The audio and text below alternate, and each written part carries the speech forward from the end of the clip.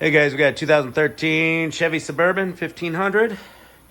Got the tire off. That was 22 millimeter lug nut or 7/8. Either one will work just fine. We'll just go through the basic steps here and make sure you know everything you need to know. First thing we're going to do is take off these bolts on the back of the caliper. They're 13 millimeter. And there's these hexes right here, part of the brake hardware that might spin on you. You can put a wrench on them. And then we're going to take off the bolts behind here, back here, that are 18. So let's get everything taken apart and get her done per usual.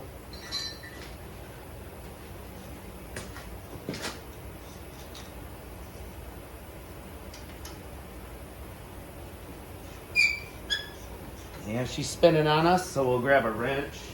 I think it's like a 19 millimeter. I'm just putting this 21 on there. It's a little sloppy, but no, it won't hold it down. Let's grab a 19. Oh wait, that was a 7/8 that I grabbed. I wasn't even looking at what I was grabbing. There we go. 21 mil will hold her still. Get this top one out. Cracked free. There we go.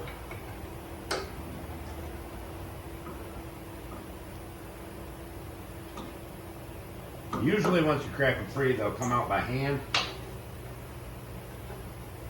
But these guys are real loose and spinning, so we gotta have that wrench on there. That bolt out of there. There we go. Green bolt. That's pretty cool.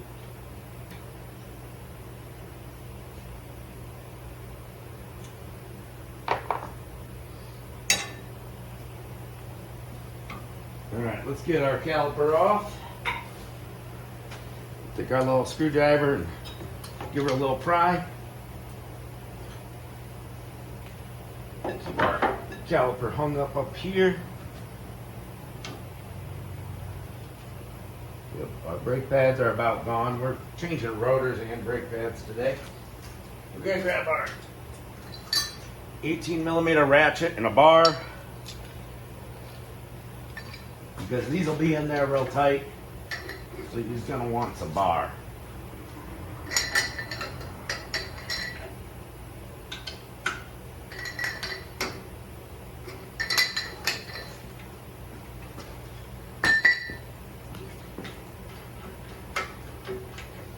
You don't want to take them both out at the same time. Get them both cracked free and then start taking them out.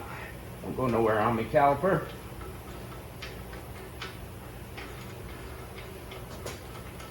Well, guys are in there pretty deep for brake bolts.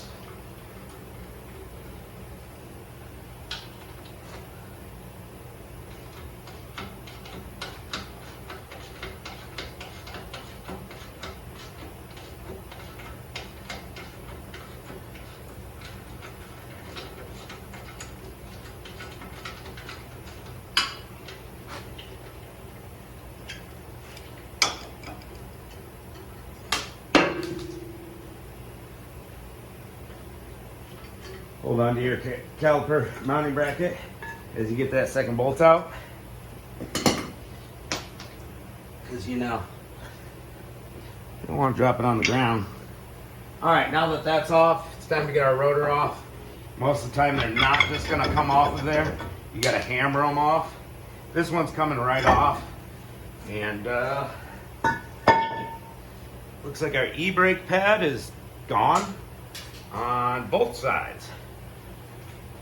So that can be replaced, but we ain't got time for that today. Let's get everything put together. We're gonna take our new rotor out, spray it down with some brake cleaner, and set it right on there. But first, let's get that caliper depressed. We got a caliper compressor tool, and you don't need one, but it helps.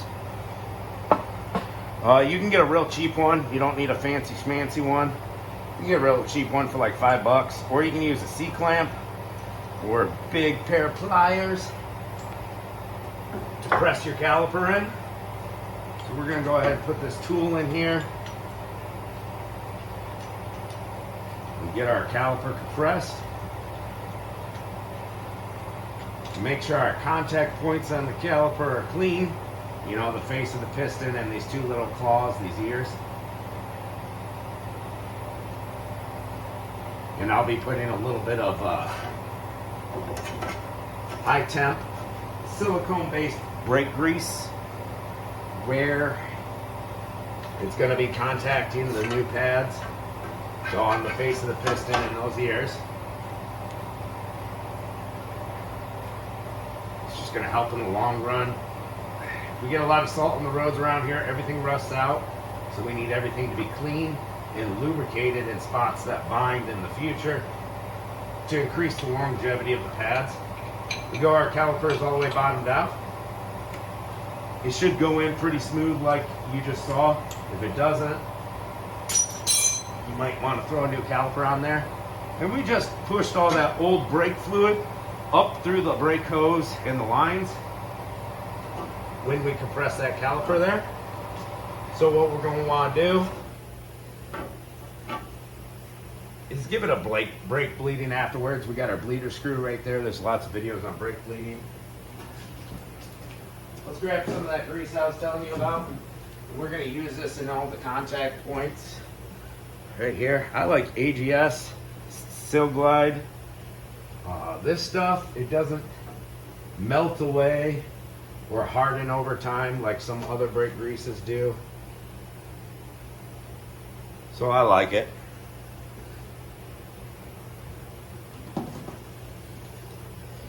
And we need to clean up our bracket. Our brake pads aren't really locked in there too bad. They come right out. See the tabs? They go in. And we'll have a squealer tab on one of the new brake pads, and that's going to go on the top inside this position if it's back on the wheel. All right. And we've got these sliders. See how they have grease in them? We're going to clean that old grease off, put the new brake grease in there, put them back in. We're going to do that on both. And you can see it's kind of rusty. Not too bad for Michigan. But we're going to take this hardware off right here. And I bought premium pads, comes with new hardware. If you didn't get new hardware, clean these off real good to reuse them. And there's rust buildup right here where the hardware sits and the brake pads slide in on those ears. I'm going to take my Dremel tool and clean the rust out of there. Put a little bit of grease in there. And then put our pads back in. Because these, over time, the rust will build up and expand and lock your pads in place. And that's no good. All right, I'm going to clean this up off camera. You can use a wire brush, wire wheel, whatever. Just get the rust out of these little ears here.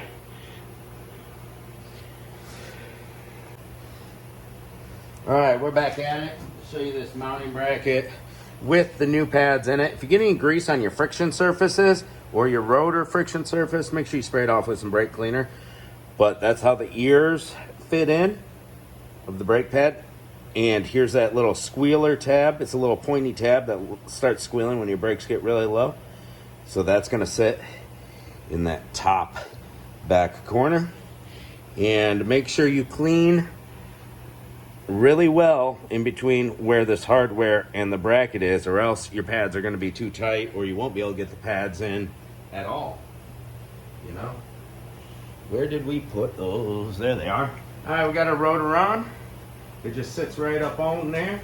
And we're gonna pop this mounting bracket in and try to line it up with the holes it goes into.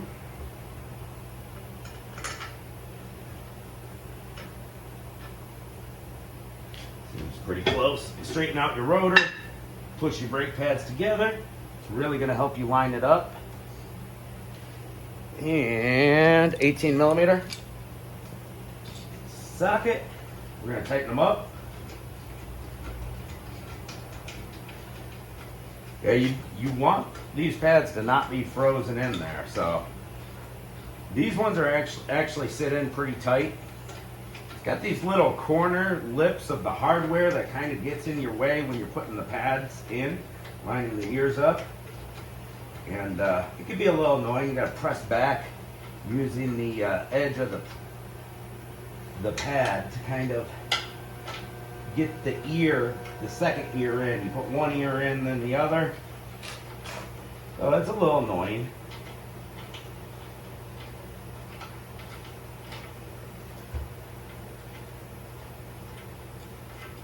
And we ain't got no room to fit an air impact in here, so just doing everything by hand.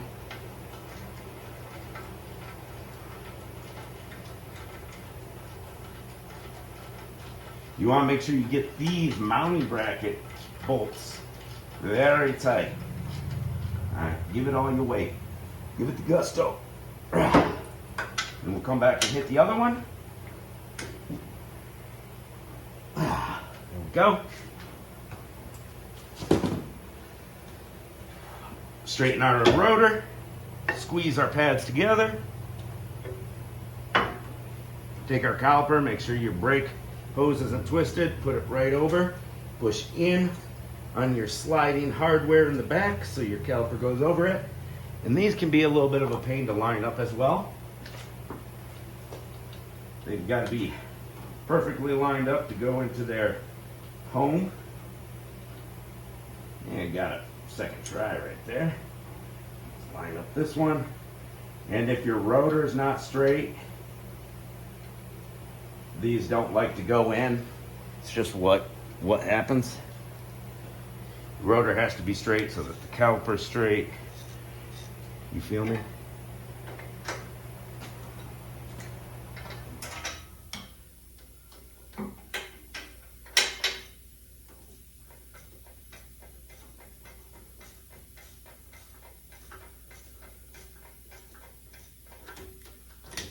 Come on, stay on there, baby. It's super sliding now that they're all lubricated properly. Get it nice and tight. There we go. These are small bolts, so get them nice and tight, but don't snap them off. Car's making noises.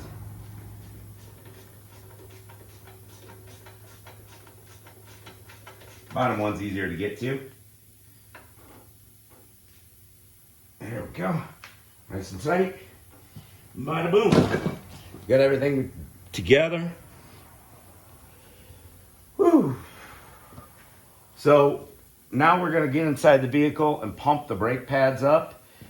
That presses that piston out and gets it where it needs to be. If you just take off right now, you're going to have no brakes unless you pump your brake pedal 5, 10, 15 times. So make sure you prime that brake pedal. And after we get it primed, then we're going to loosen our bleeder screw in the back. Where you at, buddy? He's back here. And we're going to go ahead and bleed the brakes. Go ahead and watch a video on that if you need some advice. Bleed the brakes, and then we'll put our tires back on. Take it out for a test drive. Pump the brakes a few more times before we take off just to be sure. And that'll do it. We'll get to the other side and then get all that done. Thanks for watching. Y'all have a great day. Appreciate ya.